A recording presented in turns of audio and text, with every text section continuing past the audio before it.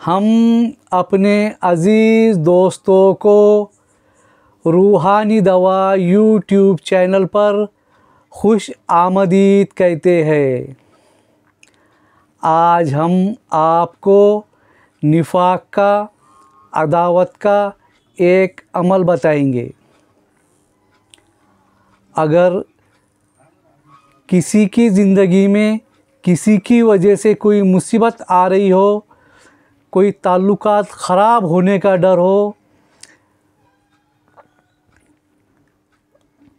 अगर किसी की शादीशुदा ज़िंदगी इससे ख़राब होती हो, इस हालात में आपको ये अमल करना है। जिन दो लोगों में अदावत डालनी हो, उन दो लोगों के नाम के अदद निकाल ले। अदद निकालने का तरीका हमने आपको रूहानी दवा यूट्यूब चैनल के ऊपर बताया है। हमने उसका एक मुकम्मल वीडियो डाला है।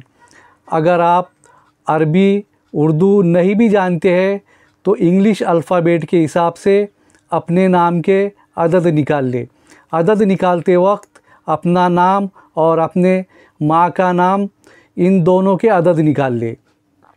इस तरह जो दो लोगों के बीच में अदावत डालनी हो, उन दोनों के यानी चारों नाम के अदद निकाल ले और उतनी ही मर्तबा इस कुरान शरीफ की आयत को पढ़कर पानी के ऊपर दम करके खिला दे। इंशाअल्लाह ताला उन दोनों में अदावत पैदा हो जाएंगी।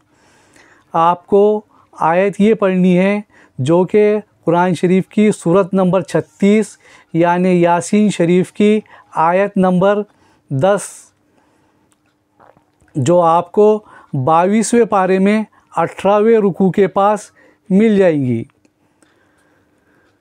अभी आपके सामने वो आयत तिलावत की जाएगी।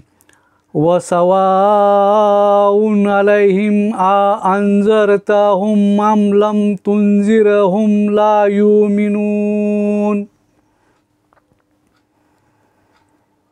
इस आयत को उन नामों के हिसाब से पढ़ ले और पानी के ऊपर दम करके उन दोनों को पिला दे जिनके वजह से रिश्ते ख़राब होने का डर हो। अगर किसी की ज़िंदगी ख़राब होने का डर हो किसी की वजह से, तो उन दोनों के नाम लिखकर, उन दोनों के नाम के अदद निकालकर उन दोनों को पिला दे। दूसरा तरीका ये है, अगर आप अरबी लिखना जानते हो तो फिर ज़ाफ़रान से दो कागज़ के ऊपर, दो कागज़ के छोटे टुकड़ों पे इस आयत को लिख ले जो अभी आपके सामने तिलावत की गई है, जो कि यासीन शरीफ की आयत नंबर 10, जो आपको 22वें पारे में 18वें रुकू के पास मिल जाएंगी। इस आयत को कलाम पाक में देखकर सही सही लिख ले और पढ़ते वक्त भी कभी भी कुरान शरीफ की कोई भी आयत अगर आप पढ़ रहे हैं तो उसे कलाम पाक में देखकर ही पढ़े। दो कागज़ के टुकड़ों पे लिख ले और फिर एक कागज़ का टुकड़ा एक शख्स को और दूसरे कागज़ का टुकड़ा दूसरे शख्स को पिला दे। इंशाअल्लाह ताला उन दोनों में अदावत पैदा हो जाएंगी। बस आपको ख़याल इस बात का रखना है कि इस अमल का इस्तेमाल कोई जायज़ रिश्ते को ख़त्म करने या कोई जायज़ रिश्ते को नुकसान पहुंचाने के लिए नहीं करना है, वरना इसकी रिज्जत होती है और फिर ये रिज्जत की काट बहुत ही मुश्किल होती है। अगर कोई ये अमल करता है गलत सोच की वजह से इसकी रिज्जत हो जाती है तो फिर इसकी काट बहुत ही मुश्किल है, या यूँ समझो कि वो ना के बराबर है।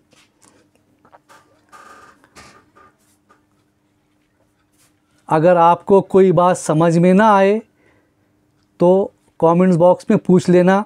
जब आप ये आयत लिखेंगे तो हो सके तो ज़ाफ़रान से ही लिखे। ज़ाफ़रान को गुलाब पानी में हल कर ले और उसी से इस आयत को लिखे। इंशाअल्लाह ताला उन दो लोगों के अंदर निफाक पैदा हो जाएगा, अदावत पैदा हो जाएंगी, जिनकी वजह से कोई ज़िंदगी ख़राब हो रही थी या जो एक दूसरे को नहीं भूल सकते थे, उनके अंदर अल्लाह ताला अदावत पैदा कर देगा। मगर सिर्फ़ आपको यही ख्याल रखना है कि वो नाजायज़ रिश्ता हो, जायज़ रिश्ता ना हो, वहाँ भूल कर भी इस अमल का इस्तेमाल ना करें। अल्लाह हाफ़िज़।